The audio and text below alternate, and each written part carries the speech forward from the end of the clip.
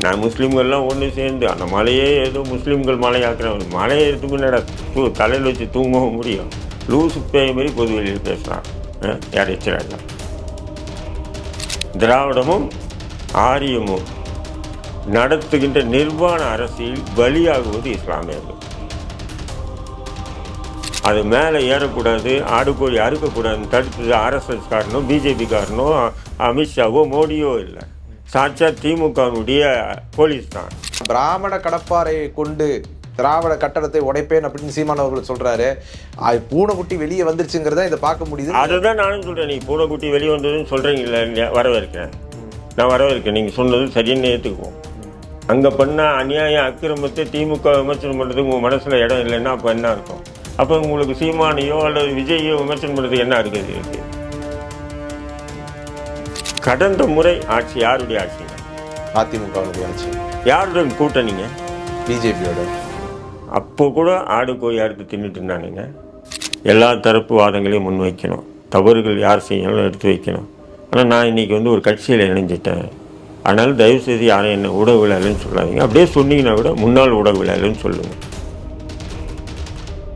அவர் என்ன நினைக்கிறேன்னா, அங்கே போனால் நமக்கு அந்த இடம் கிடைக்கும், நம்ம திமுகவினுடைய அட்ராசிட்டிகளையும் திமுகவினுடைய மக்கள் விரோத செயல்பாடுகளையும் நம்ம உரித்து தொங்க போகிறதுக்கு வாய்ப்பு அப்படின்னு போய் இணைகிறார்.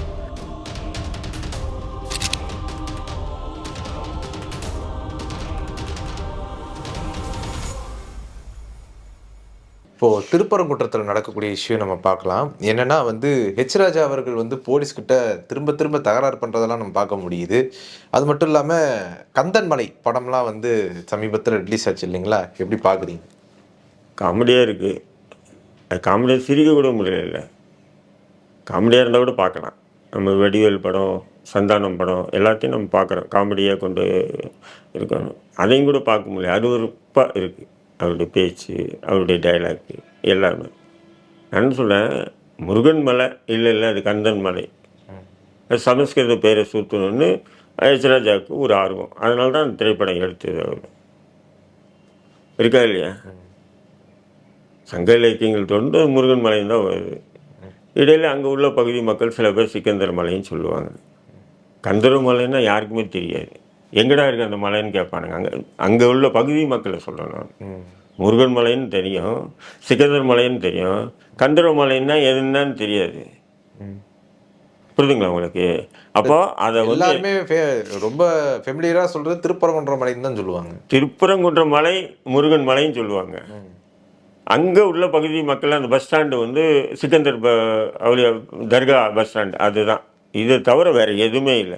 நான் முஸ்லீம்கள்லாம் ஒன்று சேர்ந்து அந்த மலையே ஏதோ முஸ்லீம்கள் மலையாக்குறாங்க. மலையை எடுத்து முன்னாடி தலையில் வச்சு தூங்கவும் முடியும். லூசு பேய் மாதிரி பொது வெளியில் பேசுகிறான். யார் எச்சராஜா?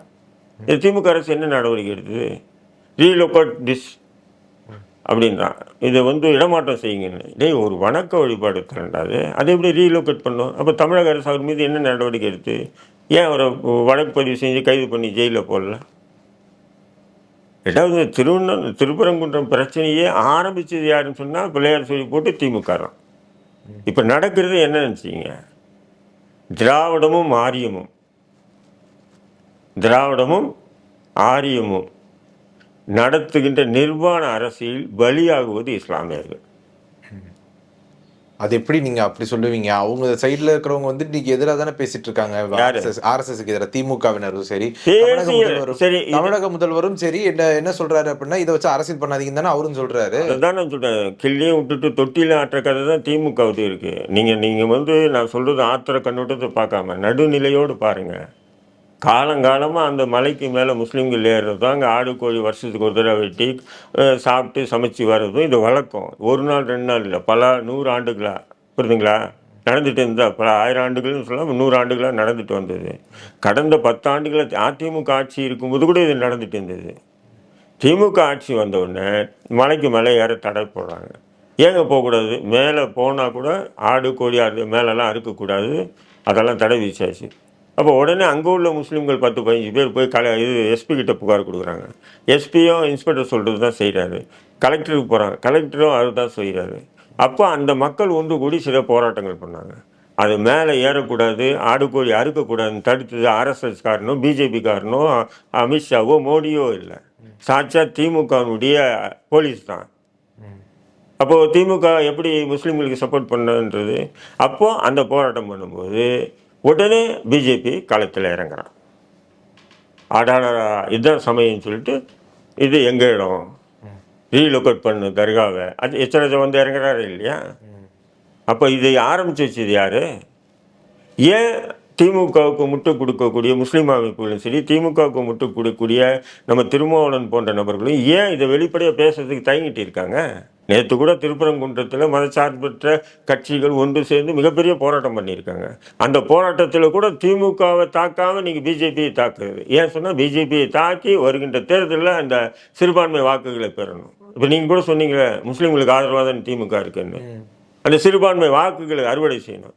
இது இப்படி வந்து ஒரு நிர்வாண கேவல அரசியல் பண்ணுவது தான் ஆரியமும் திராவிடமும் நடத்துகின்ற ஒரு நிர்வாண அரசியலுக்கு பலியாவது இஸ்லாமியர்களான்னு நான் கேட்கிறேன். அதே திருமாவளவன் அவர்களுடைய கூட்டத்தில் தான் சீமான் அவர்களுடைய அரசியலை பார்த்து நீங்க பேசக்கூடிய தமிழ் தேசியம் இல்லை, நீங்க பேசக்கூடிய இந்து தேசியம் தான் பேசுறீங்க அப்படின்னு திருமாவளவன் அவர்கள் பேசியிருக்கிறாரு. நான் அதான் கேட்கிறேன் அண்ணன் திருமாவளவன், நான் அதை தான் சொல்றேன். நான் திருமாவளவன் கிட்ட கேட்குறேங்க, நீ சீமான நீங்க வந்து விமர்சனம் பண்ணுங்க, பண்ணாமல் போங்க, அது வேறு விஷயம். அண்ணன் திருமாவளவன் கிட்ட நான் வைக்கிற கோரிக்கை என்ன சொன்னா, நீங்க அங்கே போய் நின்னீங்க இல்லையா, இதுக்கு முழு காரணம் யாரு? திமுக தான் அடிச்சு சத்தியமிட்டு அந்த இடத்துல பேசிங்கன்னா உங்களை உத்தம புத்திரன் நினைக்கலாம், நேர்மையான அரசியல்வாதின்னு நினைக்கலாம். நீங்க திமுகவை மறைச்சிட்டு பாஜக ஆர்எஸ்எஸ் யாரை வச்சு பூச்சாண்டி காட்டுறீங்க? நீங்க சொல்லுங்க, யாரை வச்சு பூச்சாண்டி காட்டுறீங்க? ஆனா திரு திருமாவளவன் அவர்கள் வந்து என்ன கேட்கிறாரு அப்படின்னா, பிராமண கடப்பாறையை கொண்டு திராவிட கட்டடத்தை உடைப்பேன் அப்படின்னு சீமான் அவர்கள் சொல்றாரு. பூனைக்குட்டி வெளியே வந்துருச்சுங்கிறத இதை பார்க்க முடியுது. அதுதான் நானும் சொல்றேன். நீ பூனைக்குட்டி வெளியே வந்ததுன்னு சொல்றீங்கல்ல, வரவேற்கிறேன், நான் வரவேற்கிறேன். நீங்க சொன்னது சரின்னு ஏற்றுக்குவோம். அங்க பண்ண அநியாய அக்கிரமத்தை திமுக விமர்சனம் பண்றதுக்கு உங்க மனசுல இடம் இல்லைன்னா அப்ப என்ன அர்த்தம்? அப்ப உங்களுக்கு சீமானையோ அல்லது விஜயையோ விமர்சனம் பண்றதுக்கு என்ன இருக்கு? திருப்பரங்குன்றம் பிரச்சனையே திமுக தான் ஆரம்பிச்சு வச்சுது. இதை பேசுவதற்கு ஆண்மையற்ற தலைவர்கள் தான் நேற்று அந்த இடத்துல கூடி ஒப்பாரி வச்சிருக்காங்க. ஆமா, ஒப்பாரி வச்சிருக்கானுங்க. தேர்தல் வருகின்றது. இப்போ இந்த நேரத்தில் வந்து பிஜேபி ஆர்எஸ்எஸ் சொன்னால் சிறுபான்மை வாக்குகள் முழுக்க அறுவடை பண்ணும். இது தவிர வேற என்ன இருக்கு அண்ணங்கிட்ட, திருமாவளவன்கிட்ட? நீங்க உண்மையிலே நேர்மையான ஒரு அரசியல்வாதியாக இருந்தால் சொல்லியிருக்கணும், இதுக்கு முழு மூல காரணம் ஆளக்கூடிய திமுக தாங்க காரணம். உங்களுக்கு தெரியாதா? சொல்லு, உங்களுக்கு தெரியாதா? பிஜேபிக்கு எப்படி திமுகவுக்கு எப்படி ஒத்து வருமானே தெரியலையே, பிஜேபிக்கு திமுகவுக்கு ஒத்து வராத மாதிரி தானே இருக்குது. அதான் நான் திராவிடம்னு சொல்லி போராடுவேன், நீ ஊடாலவா, நம்ம 2 பேரும் போடுவோம், எவனும் சாகட்டும். கடந்த முறை ஆட்சி யாருடைய ஆட்சிங்க? அதிமுகவினுடைய ஆட்சி. யாருடைய கூட்டணிங்க? பிஜேபியோட. அப்போ கூட ஆடு கோழி அறுத்து தின்னுட்டு இருந்தானுங்க. மலைக்கு வந்து தர்காவுக்கு வந்து டெய்லி மக்கள் போயிட்டு வந்துட்டு இருந்தானுங்க. அப்போ நான் வந்து குற்றம் சொல்கிறது வந்து நியாயமற்ற விஷயமா இருந்ததுன்னா நீங்கள் எனக்கு எதிர்த்து கேளுங்க. இப்போ தடை போட்டது யாருங்க? திமுகங்க. நீங்கள் அண்ணன் நின்று சீமான் வந்து வெளியே வந்துட்டாரு, பூனைக்குட்டி வெளியே வந்துச்சு, விஜய் வந்துட்டாப்புல, சரி. நீங்கள் ஏன்னா ஒரு விதமான நெரட்டிவ்னஸ் செட் பண்ணுறாங்க எல்லாருமே. திமுக கூட்டணி. இங்கே பிரதான எதிர்கட்சி அதிமுக முன் வச்சு அரசியலே பண்ண மாட்டாங்க. பாஜக ஆர்எஸ்எஸ் வச்சு தான் அரசியல் பண்ணுவாங்க. ஏன்னா பாஜக ஆர்எஸ்எஸ் வச்சு பேசினா தான் சிறுபான்மை மற்றும் ஒடுக்கப்பட்ட மக்களுடைய வாக்குகளை அப்படியே அறுவடை பண்ணணும். நீங்கள் அதிமுக முதன்மைப்படுத்தி அரசியல் பண்ணுங்க. பாஜக 3% வாக்கு இருக்கா? ஏன் அதில் வந்து முதல்வர்லேருந்து துணை முதல்வர்லேருந்து அண்ணன் திருமாவளவன் எல்லாமே ஒரே மாதிரியாக பேசுகிறீங்க? எனக்கு ஒன்றுமே புரியலையே. கேட்டால் பிஜேபிக்கு பிடிஎம் ஆகிட்டாங்க, பிஜேபி கிட்ட கைக்கூலி ஆகிட்டாங்க. நியாயத்தை கேள்வி கேட்குறேன், பதில் சொல்லுங்க. இல்லைன்னு மறுங்க, நான் ஆதாரத்தோடு காமிக்கிறேன், நீங்கள் தான் திமுக தான் பண்ணிச்சுதுன்னு. ஏன் மறுக்க கூட தயாராக இல்லையா? அது பதில் சொல்கிறது நீங்கள் என்னென்னா பிஜேபி அதே கருத்து தானே தாவேக்காவும் சொல்லுது. அது என்னன்னா திமுகவும் பாஜகவும் சேர்ந்து பண்ற அரசியல் தான் இது அப்படின்னு சொல்றாங்க. நீங்களும் அதான் சொல்றீங்க. உண்மைதானேங்க. அப்ப விஜய் சொன்னதான் நீங்க பெருசா பாப்பீங்களா? இல்ல எல்லாருமே அதே சொல்றீங்களே. எல்லாருமே அப்படி சொல்றீங்க. இப்ப திருப்பரங்குன்ற விஷயம் என்ன நடந்தது சொல்லுங்க. இந்த பிரச்சனை எப்போ உருவாச்சு? தடுத்தது யாரு? எச் ராஜாவை கையை பிடிச்சி தடுத்தாரு, பாய்ங்களை மேல போவாதீங்கன்னு நான் கேட்கிறேன். இப்பதானே இந்த ராம ரவிக்குமார் வந்துட்டு வழக்குல வந்துட்டு தீர்ப்புலாம் சார் இப்போ சார் நான் ஆரம்பத்தில் சொல்கிறேன், இந்த பிரச்சனை ஒரு வருஷத்துக்கு முன்னாடி ஆரம்பிக்கும் போது யார் இப்போ காரணம்? திமுக தான் தடுக்குது போகக்கூடாதுன்றது. அப்போ தான் முஸ்லீம்கள் ஒன்று கூடுறாங்க. அங்கே உள்ள முஸ்லீம் 10-50 பேர் கூடுறாங்க. உடனே அதுக்கப்புறம் ஆர்எஸ்எஸ் பிஜேபி இறங்குறான், 140 பேர் போடுறாங்களா இல்லையா? அப்போது பிரச்சனை எரியட்டும். நீதிமன்றத்தில் வந்து கேள்வி எழுப்புறாங்க. பாஜக தரப்பில் என்ன சொல்கிறாங்கன்னா, சிக்கந்தர் மலைக்கு போய் சிக்கந்தர் தர்காவுக்கு போய் அங்கே ஆடு கோழி எல்லாம் பலியிடுறாங்க, அதனால் எங்களுடைய சனாதன புனிதம் கெடுதுன்னு சொல்லி நீதிமன்றத்தில் வழக்கு போடுறாங்க. நீங்கள் சொல்கிறீங்களே திமுக முஸ்லீம்களுக்கு ஆதரவான கட்சின்னு சொல்லி, அதே முஸ்லீம்களுக்கு ஆதரவாக வேண்டாம், நியாயமான கட்சி திமுக இருந்தாலும் பாஜக போட்ட பெட்டிஷனுக்கு என்ன பதில் கொடுக்கணும்? இல்லை சார், இது காலங்காலமாக நடந்துட்டு வந்தது. கடந்த ஆட்சி அதிமுக ஆட்சியில் கூட, அதிமுக பாஜக ஆட்சியில் கூட அவங்க அதை பண்ணிட்டு வந்தாங்க, அப்படி தான் சொல்லணுமா இல்லை சார்? என்ன தெரியும் சொல்கிறாங்க நீதிமன்றத்தில், அது போன்ற ஆடு கோழி அடுத்த 18 பேர் மீது நாங்கள் வழக்கு போட்டு கைது பண்ணியிருக்கோம். அப்போ ஜட்ஜி என்ன சொல்கிறாரு? அதான் நடவடிக்கை எடுத்திருக்காங்கல்ல, பெட்டிஷன் தள்ளுபடி முடிஞ்சது. அப்போது ஆடு கோழி அறுப்பது சட்டவிரோதம் என்று சாட்சா திமுக தான் உயர்நீதிமன்றத்தில் பிராண பத்திரங்கள் தாக்கல் பண்ணியிருக்கு, வாக்குமூலம் கொடுத்துருக்கு. இதோட வேறு என்ன வேணும்? திமுக முஸ்லீம்களுக்கு துரோகம் செய்ய வேறு என்ன செஞ்சுருக்கு? இப்போ இன்னொரு கேள்வி வந்து சில என்ன கேட்குறாங்க சார், என்னன்னா உங்களுக்கு தான் தர்கா வழிபாடே கிடையாது, நீங்கள் தர்கா வழிபாடே ஏற்க மாட்டீங்களா, அப்புறம் எதுக்கு தர்கா வழிபாட்டிலையும் இவ்வளோ உறுதிப்பிடிப்பாக இருக்கீங்க? தர்கா வழிபாடு என்பது வழிபாடு அல்ல, ஜியாரத்துன்னுவாங்க. அதாவது அடக்க ஸ்தலங்களை போய் நீங்கள் வந்து ஜியாரத் பண்ணுங்கன்னு சொல்லிட்டு இருக்குது. என்னன்னு சொன்னீங்கன்னா, அது அடக்க ஸ்தலத்தில் போய் ஒருத்தர் பார்க்குறோம், ஒரு நாட்டுக்கு மன்னராக இருந்திருப்பான், பல கோடிகளுக்கு அதிபதிகளாக இருந்திருப்பான், அல்லது அழகில் சிறந்தவனாக இருப்பான், சூஃபி குருக்களாக இருப்பாங்க, யாராவது இருப்பாங்க. அப்போ அவங்க மரணிச்சாங்கன்னா அங்கே போய் நின்றுட்டு நம்ம பார்த்தோம், எப்படி வாழ்ந்தவன் இன்றைக்கி மண்ணோட மண்ணாக ஆயிருக்கான், இதே நிலை தான் நமக்கு வரும் அப்படின்னு ஒவ்வொருத்தரும் அந்த கவர் என்கின்ற அடக்கத்தலத்தை போய் நீங்கள் அந்த அவர்களுக்கு சலாம் கூறி நீங்கள் அங்கே போய் உங்களுடைய தியாரம் செய்யுங்கன்னு மார்க்கம் சொல்லியிருக்கு. அந்த அடிப்படை சில பேர் மக்கள் வந்து என்ன பண்ணுறாங்கன்னா, ஏன்னா இந்தியாவில் வந்து இந்துக்களாக இருந்து மதம் மாறின மக்கள் தான், அங்கேருந்து வரும்போது எல்லாத்தையும் தூக்கி போட்டு வரல, சிலர் சொறி வச்சுட்டு வந்துட்டு இருக்காங்க. அவங்க என்ன பண்ணுறாங்க, சில பெண்கள் எல்லாம் போய் அங்கே போய் அவர் ஏதோ கொடுக்குற மாதிரி, ஆனால் அங்கே போய் அவருடைய மன்னர் வாழ்க்கையை விசாலமாக்குன்னு தான் பிரார்த்தனையே பண்ணணும். ஆனால் சில பேர் அப்படி போய் என்ன பண்ணுறாங்க, அவர்கிட்டயே ஏதோ கேட்குற மாதிரி நினச்சி அப்படி ஒரு இதெல்லாம் பண்ணுறாங்க. பட் அது பண்ணக்கூடாது தான்.